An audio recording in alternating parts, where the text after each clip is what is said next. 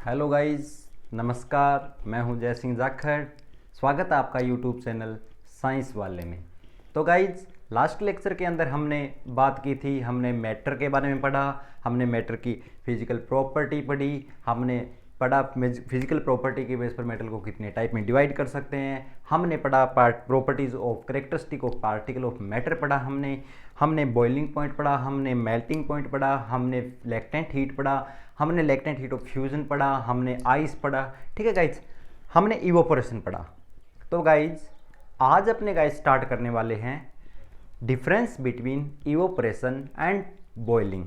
ठीक है गाइज, हम ये देख रहे हैं कि इवोपोरेशन और बॉइलिंग में क्या फ़र्क है। ठीक है, मतलब क्या अंतर क्या है इवोपोरेशन और बॉइलिंग के अंदर। देखो, लास्ट लेक्चर के अंदर हमारा ये लास्ट टॉपिक था इवोपोरेशन का। देखो, बॉइलिंग का मीन्स होता है जब कोई लिक्विड अपनी स्टेट चेंज कर जाए। ठीक है गाइज, लिक्विड में था गैस स्टेट में चला जाए। देखो गाइज, बॉइलिंग का मीन्स था कि जब कोई लिक्विड अपनी स्टेट चेंज कर जाए, यानी कि वो लिक्विड स्टेट से गैस स्टेट के अंदर चला जाए। और इवोपोरेशन भी वही चेंज था, यानी कि जब कोई लिक्विड अपनी लिक्विड स्टेट से गैस स्टेट में चला जा रहा है, यानी कि वो प्रोसेस इवोपोरेशन नहीं थी। तो गाइज अब बात ये आती है कि फिर ये लोचा क्या है, मतलब कहने का कि इसमें क्या होगा, तो फिर फर्क क्या रह गया। अरे भी समझ में नहीं आ रही बात ये कि फर्क क्या हो गया। Okay guys, cool down. हम इस लेक्चर के अंदर यही देखने वाले हैं कि इवोपोरेशन और बॉइलिंग के अंदर डिफरेंस क्या है। देखो गाइज, मान लो आप गए किचन के अंदर। ठीक है गाइज, कहाँ गए? किचन के अंदर गए। आप गए रसोई में। ओके, रसोई में एक पैन था। ठीक है, गैस चूल्हा मान लो, गैस चूल्हे के ऊपर एक पैन रखा हुआ था।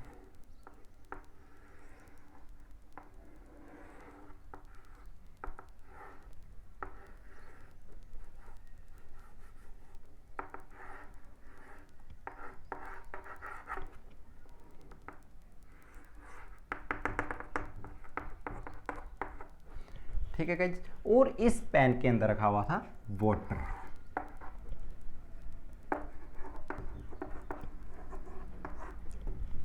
ठीक है गाइज, वाटर डाला हुआ था। तब आपने क्या देखा कि इस पैन में से समथिंग कुछ चीज़ है जो ऊपर उड़ रही थी, आपको ऐसे इसमें से ऊपर जाती हुई दिखी। ठीक है, तो गाइज क्या समझे आप? आपको देखते ही क्या पता लगा? आपको पता लगा कि इस पैन के अंदर जो पानी रखा हुआ है, जो वाटर रखा हुआ है, वो क्या कर रहा है? बॉईल कर रहा है, वो अपनी स्टेट चेंज कर रहा है। ये क्या थी गाइस? स्टीम थी।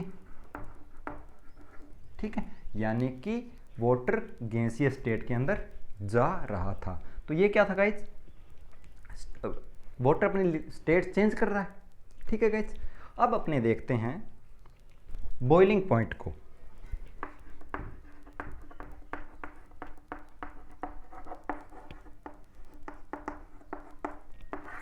बॉइलिंग पॉइंट गाइज वो होता है जिस पर कोई लिक्विड अपनी स्टेट चेंज कर जाए।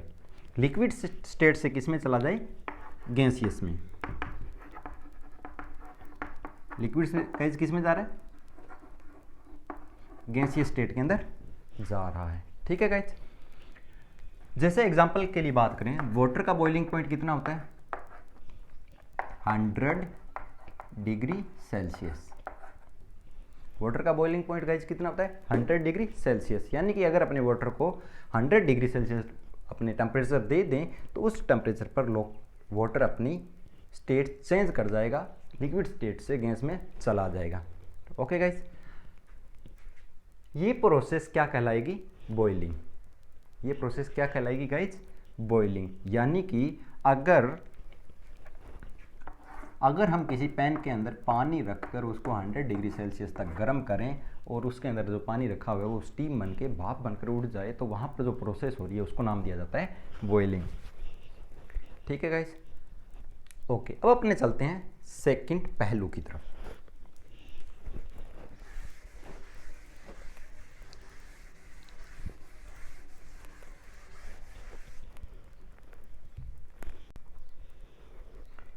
सेकंड बात गाइज ये आती है कि मान लो हमने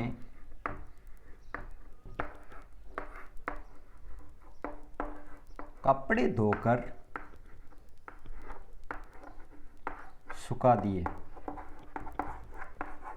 ठीक है गाइस, नोट करना बात को। हमने कपड़ों को पानी के अंदर डाला, ठीक है, धोया, ठीक है, वॉशिंग मशीन से निकाला बाहर और धूप में डाल दिया। थोड़े टाइम बाद में जब हम जाकर देखते हैं तो हमारे कपड़े ड्राई हो जाते हैं। ठीक है गाइस, कपड़े सूख जाते हैं।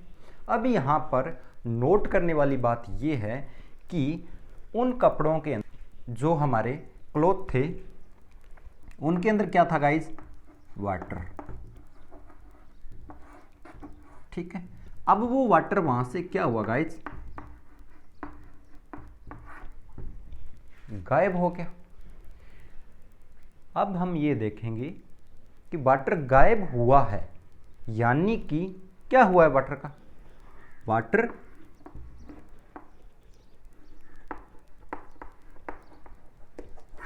गैसीय स्टेट में चला गया। कपड़ों के अंदर पानी था, भी बाहर सुखाया, पानी कहाँ चला गया? गैसीय स्टेट के अंदर चला गया। तो क्या उन कपड़ों का टेम्परेचर 100 डिग्री सेल्सियस हुआ?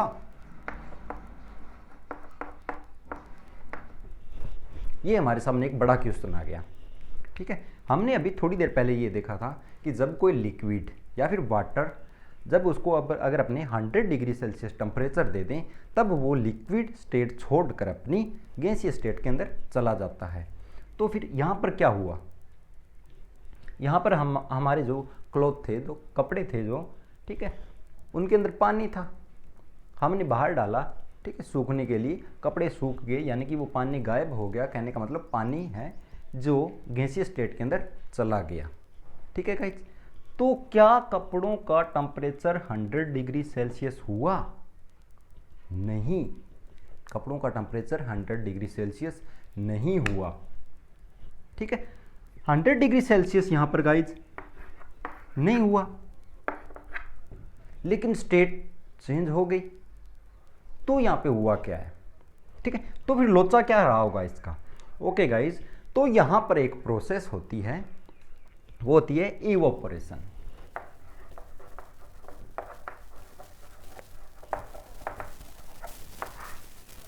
ठीक है, इवोपोरेशन यानी कि इवोपोरेशन एक प्रोसेस है। इस प्रोसेस के अंदर कोई भी लिक्विड अपनी स्टेट चेंज कर जाता है below it's boiling point.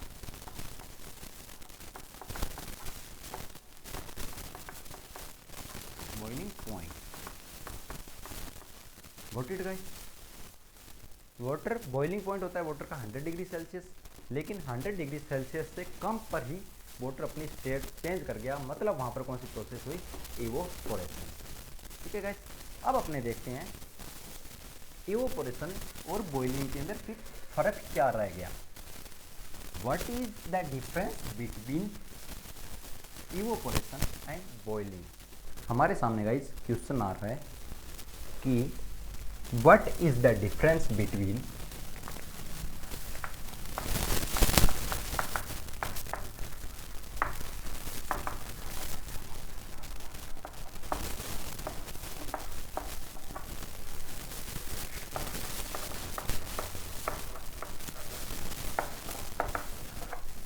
evaporation and boiling?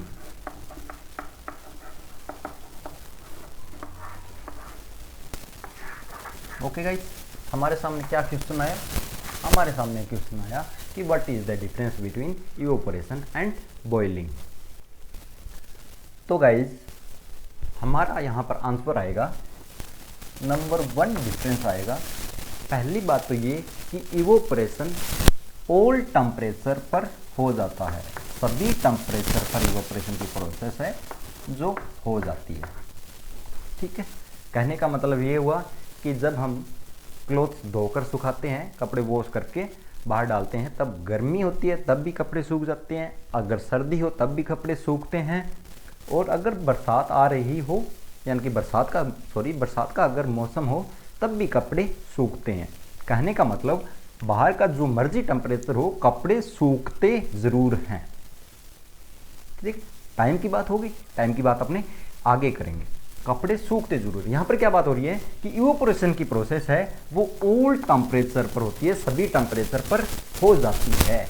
लेकिन बॉइलिंग की प्रोसेस है जो ओनली उस लिक्विड के बॉइलिंग पॉइंट पर ही होती है। क्या होती है गाइस? वो ओनली बॉइलिंग की प्रोसेस ओनली बॉइलिंग की प्रोसेस ओनली लिक्विड के बॉइलिंग पॉइंट पर ही होती है। Got it guys? आगे देखो, सेकंड बात आती है हमारी कि जो इवोपोरेशन प्रोसेस है हमारी, इवोपोरेशन प्रोसेस बहुत ही स्लो होती है। क्या होती है गाइस? बहुत ही स्लो होती है। और बॉइलिंग की प्रोसेस फास्ट होती है, तेज होती है। ठीक है।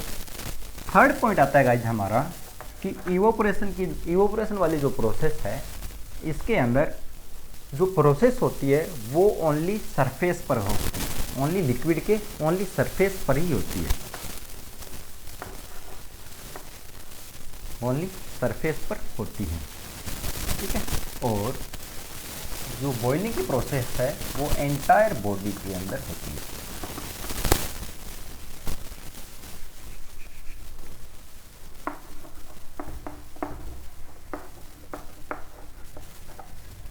एंटायर बॉडी के अंदर होती है।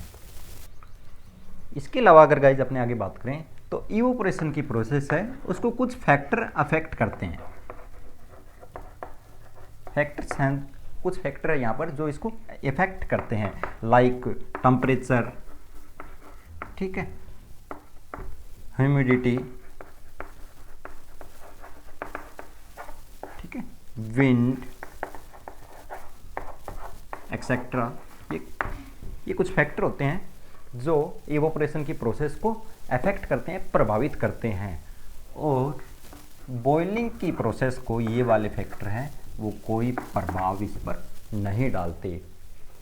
ठीक है गाइस, टेम्परेचर का, ह्यूमिडिटी का वगैरह का बॉइलिंग के ऊपर कोई इफेक्ट नहीं पड़ने वाला होता है।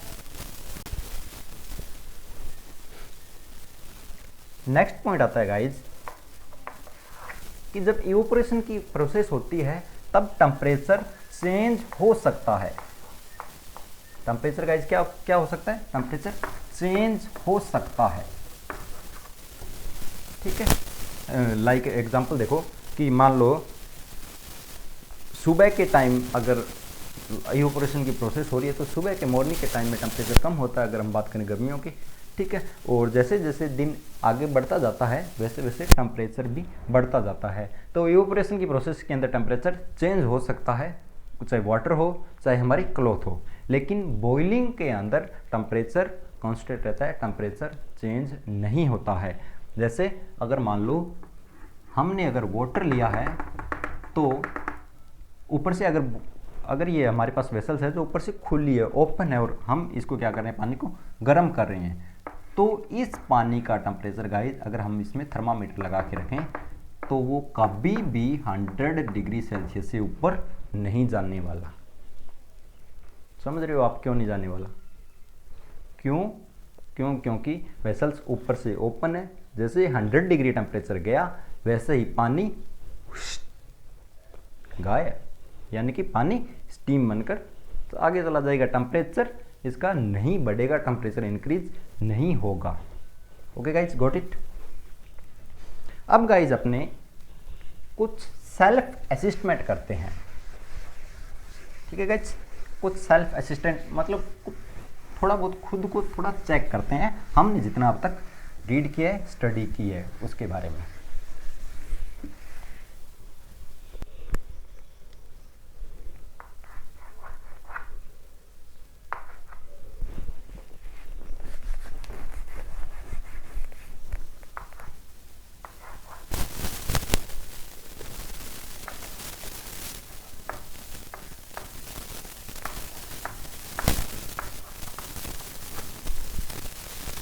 what happen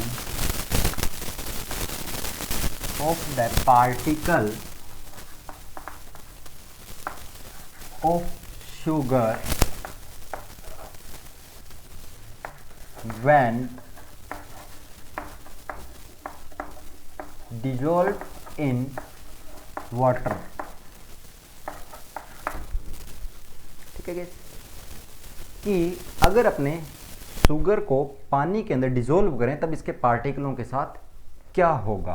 तो क्या होगा गाइस, इसके पार्टिकल हैं वो अपने अट्रैक्शन फोर्स को ब्रेक डाउन कर जाएंगे। अट्रैक्शन फोर्स को क्या कर देंगे गाइस, ब्रेक डाउन कर जाएंगे, अट्रैक्शन फोर्स को तोड़ जाएंगे। ठीक है, पार्टिकल दूर दूर हो जाएंगे। ठीक, चीनी का जो एक टुकड़ा होता है, ठीक है, उसके अंदर बहुत से पार्टिकल वो पास पास लगे हैं, वो क्या होंगे, सारे दूर दूर हट जाएंगे और वो क्या करेंगे, वाटर के पार्टिकलों के बीच में स्पेस है वहाँ पर चले जाएंगे। Okay guys, got it. इसी सिलसिले के अंदर हमारा नेक्स्ट क्वेश्चन आता है, in which state of matter have fixed shape and volume। Matter की कौन सी स्टेट के अंदर शेप और वॉल्यूम फिक्स होता है। तो गाइस कौन सी स्टेट में होगा, गैस के अंदर होता है या लिक्विड के अंदर होता है या सॉलिड के अंदर होता है। तो गाइस हमारा आंसर आएगा सॉलिड। सॉलिड स्टेट ऐसी स्टेट है जिसके अंदर मैटर का वॉल्यूम एंड मैटर की शेप फिक्स रहती है। अगर हम बात करें लिक्विड की, तो लिक्विड के अंदर वॉल्यूम तो फिक्स रह जाता है, ठीक है, बट शेप फिक्स नहीं रहती है। नेक्स्ट क्वेश्चन आता है guys,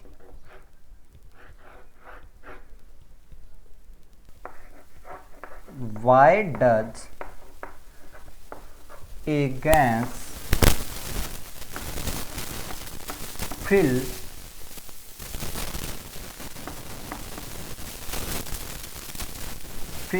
the container, fill the vessels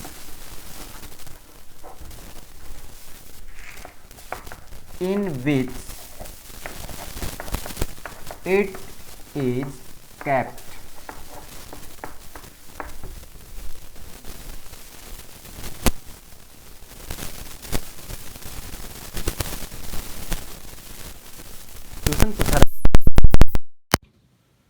question पूछा जा रहा है गाइज कि ऐसा क्या कारण है कि गैस को जिस वेसल्स के अंदर डाला जाए वो उसको पूरी तरह से भर देती है।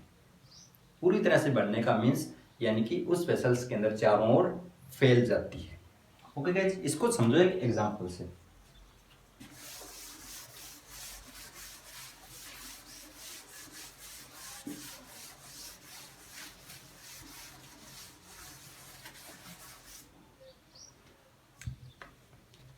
देखो, मान लो आपके पास दो बैलून हैं, ठीक है, एक सिलेंड्रिकल शेप का है,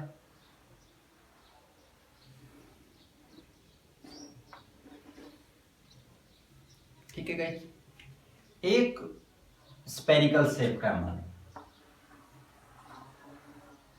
ठीक है, सर्किल नहीं स्पेरिकल, ठीक है, गोल। एक सिलेंड्रिकल है और एक स्पेरिकल शेप के आपके पास दो बैलून है। अगर आप इन दोनों के अंदर एयर फिल करते हो, हवा भरते हो, तो क्या होगा, जो सिलेंड्रिकल शेप का बैलून था वो कैसी शेप ले लेगा, सिलेंडर वाली शेप ले लेगा, और जो स्पेयर शेप का था वो गाइस कैसी शेप ले लेगा, स्पेयर हो जाएगा। समझे बात। ये आपके पास मान लो दो बैलून थे, एक की शेप कैसी थी, सिलेंड्रिकल थी, एक की स्पेरिकल थी। अगर आप इनके अंदर एयर डालते हो तो जिस बैलून की शेप सिलेंड्रिकल थी वो एयर है वो सिलेंड्रिकल शेप ले लेगी, और जिस बैलून की शेप स्पेरिकल थी, ठीक है, एयर स्पेरिकल शेप ले लेगी। ओके गाइस, अब समझो बात लिक्विड की।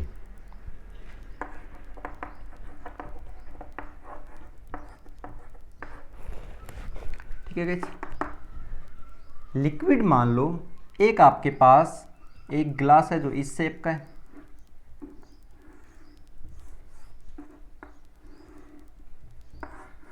ठीक है, और एक गिलास मान लो आपके पास एक कॉलोनिकल था और एक आपके पास मान लो सिलेंड्रिकल ही है। ठीक है गाइस, अगर आप इनके अंदर लिक्विड डालते हो, मान लो आपने मिल्क डाला, ठीक है गाइस, तो क्या होगा, मिल्क है वो इनकी शेप ले लेगा, ठीक है, इस गिलास में डालेंगे तो ऐसी शेप ले लेगा और इस गिलास में डालेंगे तो ऐसी शेप ले लेगा। लेकिन यहाँ पर वेसल्स का साइज चेंज नहीं होने वाला, यानी कि वेसल्स नहीं बदलेगी, लेकिन मिल्क जो डाला है, जो लिक्विड डाला है, वो इनके अकॉर्डिंग ही अपनी शेप ले लेगा।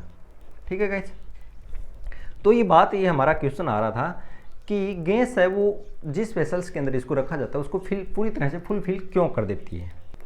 इसका कारण गाइस ये है कि जो गैस के पार्टिकल होते हैं उनके बिटवीन अट्रैक्शन फोर्स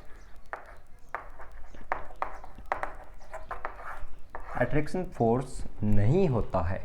इस वजह से इनको जिस कंटेनर के अंदर इनको डाला जाता है वो उसमें पूरी तरह उसमें फैल जाते हैं। ओके गाइस, नेक्स्ट क्वेश्चन आता है गाइस हमारा, give the reason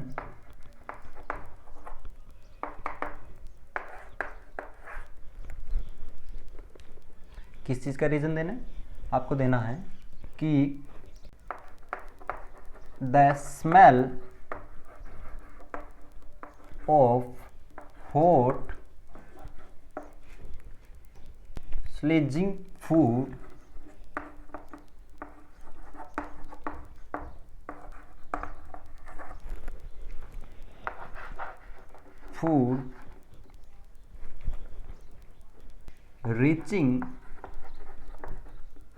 reach you several meter away, but to get the smell of cold food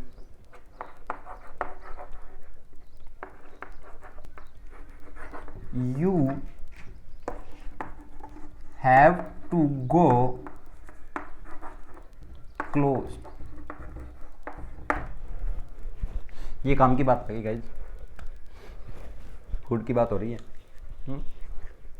okay, कि ऐसा क्या कारण है, ठीक है, रीजन पूछा जा रहा है हमसे, क्या पूछा गाइज, रीजन पूछा है हमसे, कारण पूछा है कि जो गर्म खाना होता है उसकी स्मेल जब आप कुछ मीटर दूर होते हैं तब आपको आ जाती है, लेकिन अगर खाना ठंडा है, ठीक है, तो उसकी स्मेल लेने के लिए आपको पास में जाना पड़ता है। इसे ऐसे समझो गाइज कि मान लो, ठीक है, शाम के टाइम आप घर पे हो, ठीक है, स्टडी रूम में आप स्टडी कर रहे हो, पढ़ रहे हो, और अगर किचन के अंदर सब्जी बने, ठीक है, तड़का लगे, तो उसकी स्मेल आपके स्टडी रूम तक पहुंच जाती है, आपके स्टडी रूम तक पहुंच गई, और आप कहते हो क्या खाना बना है, ठीक है, खाना कहाँ बन रहा है, सब्जी कहाँ बनी, तड़का कहाँ लगा, किचन में, आप कहाँ बैठे हो, स्टडी रूम के अंदर, ठीक है, स्मेल आ गई आप तक। अब समझो दूसरी बात कि जब आप स्कूल से घर जाते हो, ठीक है, और मान लो मम्मा फ्री नहीं है और आपको खुद को खाना लेना पड़े, तब आप सब्ज़ी मान लो फ्रीज में रखी हुई है, ठीक है, तो आप फ्रीज खोलते हो और सब्ज़ी बाहर निकालते हो, क्या जैसे आप हाथ में लेते हो आपको स्मेल आ जाती है सब्ज़ी की? नहीं, आप क्या करते हो, फ्रीज में से सब्ज़ी निकालते हो और उसको नाक के पास लेके जाते हो, इतने पास में ले जाके आप उसकी स्मेल लेते हो। ऐसा क्या कारण है, यहाँ पे यही पूछा जा रहा है कि ऐसा क्या कारण है कि जो गर्म खाना होता है, ठीक है, उसकी स्मेल आपको दूर कई मीटर तक आ जाती है, लेकिन ठंडे खाने के लिए आपको उसके पास जाना पड़ता है। ठीक है, ये देखो गाइस, हमने पिछले लेक्चर के अंदर एक बात की थी काइनेटिक एनर्जी की।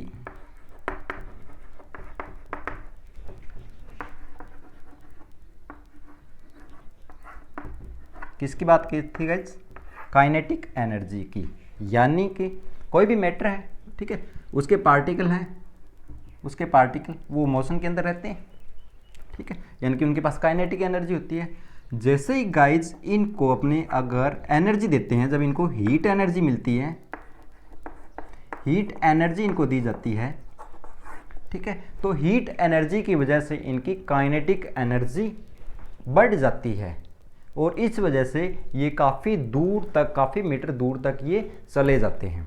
यही कारण है काइनेटिक एनर्जी बढ़ने के कारण गर्म खाने की खाना गर्म है, यानी खाना कैसा है? हॉट, गर्म है। गर्म खाना है तो उनके उस खाने के जो पार्टिकल्स हैं उनकी काइनेटिक एनर्जी ज़्यादा होती है। काइनेटिक एनर्जी की वजह से वो काफ़ी मीटर दूर आप तक पहुंच जाते हैं। बट जो खाना कोल्ड, जो खाना ठंडा होता है, जो आप अपने जो अभी फ्रीज में से निकाल के चेक किया था, ठीक है, वो खाना ठंडा था, तो अगर ठंडा है यानी कि उनकी काइनेटिक एनर्जी कम है, यानी कि काइनेटिक एनर्जी जितनी होनी थी उतनी है, बढ़ी नहीं है। बढ़ती कब थी? बड़ी कब थी? जब हमने उनको हीट एनर्जी दी थी तब बढ़ गई थी। यही कारण था कि गर्म खाने की स्मेल हमको दूर तक आ जाती है और ठंडे खाने की नहीं। नेक्स्ट क्वेश्चन है हमारा गाइस,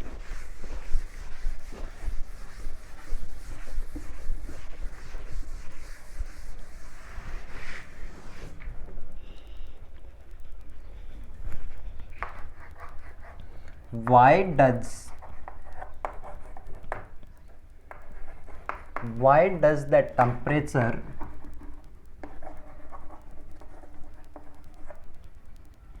is constant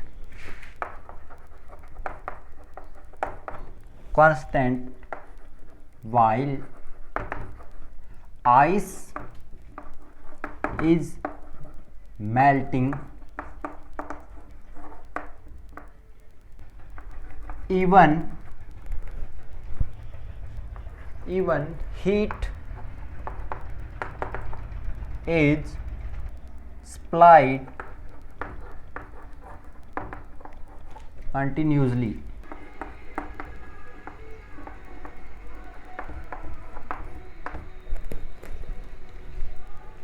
क्या कारण है कि जब आइस मेल्ट होती है तब उसका टेम्परेचर कांस्टेंट रहता है, चाहे हम उसको हीट एनर्जी देते रहें?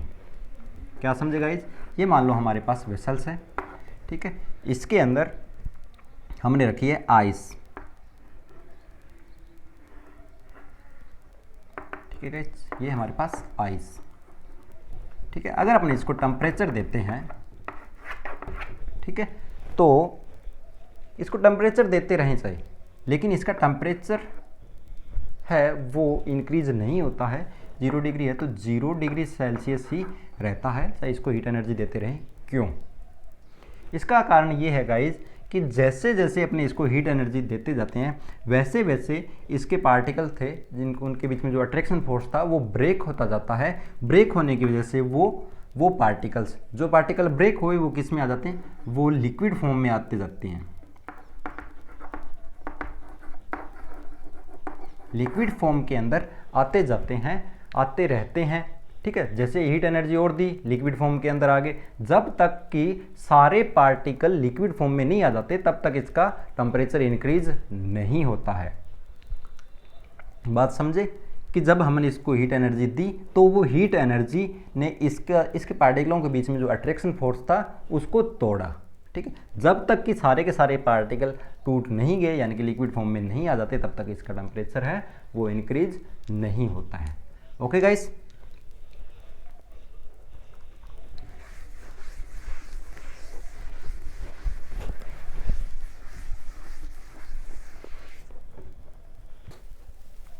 अब अपने गाइस आगे बढ़ते हैं। हम ये देखते हैं कि द फैक्टर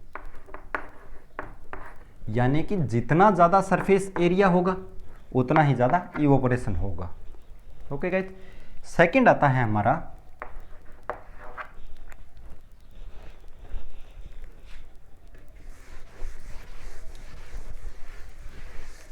ये गाइस, समझ में आई बात सरफेस एरिया और इवोपोरेशन की। हीट ज़्यादा, जितना ज़्यादा एरिया होगा वहाँ से हीट ट्रांसफ़र ज़्यादा होगी। क्या चीज़ ज़्यादा होगी गाइज? हीट ट्रांसफ़र ज़्यादा होगी।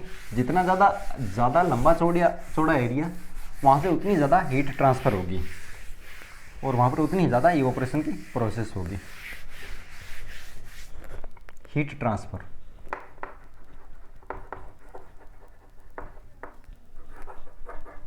Heat transfer. देखो guys,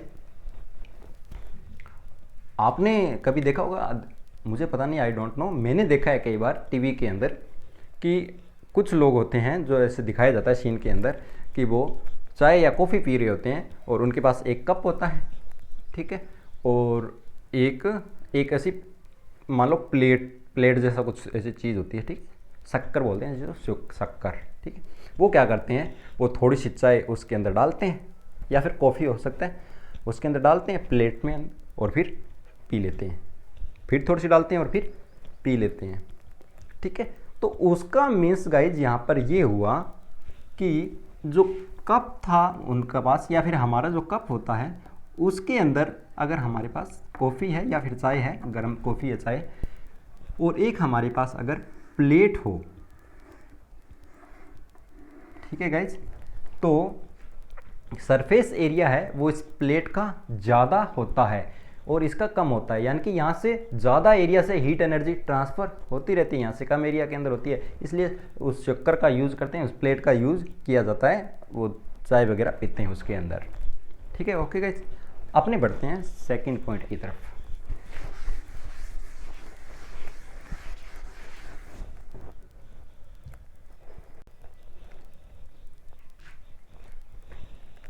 second point, wind speed.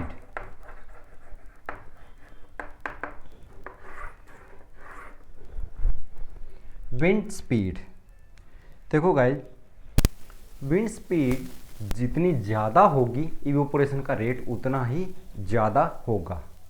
जितनी विंड स्पीड ज़्यादा होगी उतना ही ज़्यादा इवेपोरेशन का रेट होगा।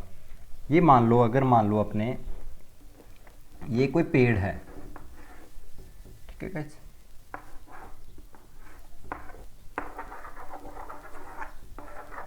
ठीक, ये कोई पेड़ है, क्या हुआ, हवा नहीं चल रही है गाइस, क्या है, हवा नहीं चल रही है, सपोज करो ऐसा, ठीक है। ये प्लांट क्या करेगा, इस प्लांट के लीफ से क्या होगा, ट्रांसपायरेशन की प्रोसेस होगी, लीफ से क्या होगा, पानी है वो बाहर निकलेगा लीफ से, ठीक है, वाटर वेपर के रूप में। अगर हवा नहीं चल रही है तो क्या होगा, पानी यहीं इसके आसपास ही रहेगा, प्लांट के आसपास ही,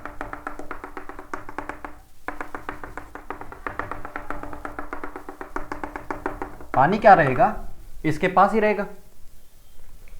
आपने फील किया होगा कि अगर गर्मी का दिन हो, ठीक है, हवा न चल रही हो, ठीक है, जून का महीना हो मान लो, तो अगर अपने किसी पेड़ के नीचे चले जाएं, हम सड़क पर जा रहे हैं पैदल, ठीक है, थोड़ी देर 10 मिनट हम पैदल चले हैं धूप के अंदर, और जैसे ही हम एक पेड़ के नीचे पहुंचते हैं हमें थोड़ी राहत मिलती है, हमें अच्छा फील होता है। कारण वहाँ पर क्या था गाइज, क्योंकि वहाँ का टेम्परेचर कम होता है। टेम्परेचर क्या होता है, इस खाली जगह से टेम्परेचर कम रहता है। कारण था वाटर है, वाटर वेपर है, ठीक है, वहाँ पर वाटर वेपर ज़्यादा है, हवा चल नहीं रही तो वाटर वेपर वो कहाँ है, यहीं है, ठीक है। अब इन लीव्स के पास के अंदर वाटर वेपर आ गई है, ठीक है, जितनी ज़्यादा वाटर वेपर होगी तो ट्रांसपायरेशन की प्रोसेस उतनी ही कम होती जाएगी। और अगर अपनी कंडीशन बदल दें, अगर हवा चले, विंड स्पीड से चले, ठीक है, तो क्या होगा, तो ट्रांसपायरेशन की प्रोसेस तेज हो जाएगी, यानी कि इवेपोरेशन की प्रोसेस तेज हो जाएगी। ओके गाइस, एक और एग्जांपल से समझो आप, मान लो हम गर्मियों का टाइम है, ठीक है, और हम बाहर से आए हैं, पूरा पसीना पसीन, ठीक है, पसीना आया हुआ। हम जैसे रूम के अंदर पहुँचे, हमने फ़ैन ऑन किया गाइज, हमने क्या किया, फ़ैन ऑन किया, ठीक है। तो आजकल क्या होता है गाइज, फैन के वो रेगुलेटर लगा होता है जिसके ऊपर लिखा होता है 1 2 3 4 5, ठीक है। तो हम क्या करते हैं, पसीना आया हुआ है पूरा, हम बाहर से आए, हम रेगुलेटर को 1 पर रखते हैं या फिर cut cut cut cut cut 5 पे कर देते हैं सीधा। हम क्या करते हैं, cut cut cut cut cut सीधा 5 पे कर देते हैं, वो टक टक टक टक टक 5 पे पहुंचा, वाह फुल स्पीड से चल रहा है, हवा आ रही है, ठीक है, हमें कुछ अच्छा फील होता है। कहने का मतलब जितनी तेज़ हवा उतनी इवोपोरेशन की रेट तेज़, यानी कि जल्दी जल्दी से हमारे जो कपड़े पसीने के अंदर हुए थे वो सूख जाएंगे। ये कुछ था, यानी कि विंड स्पीड जितनी ज़्यादा होगी इवोपोरेशन का रेट उतना ही ज़्यादा होगा। नेक्स्ट अपने गाइज बात करते हैं थर्ड पॉइंट की, जो अपने करेंगे नेक्स्ट लेक्चर के अंदर। तब तक के लिए दीजिए इजाज़त। Thank you.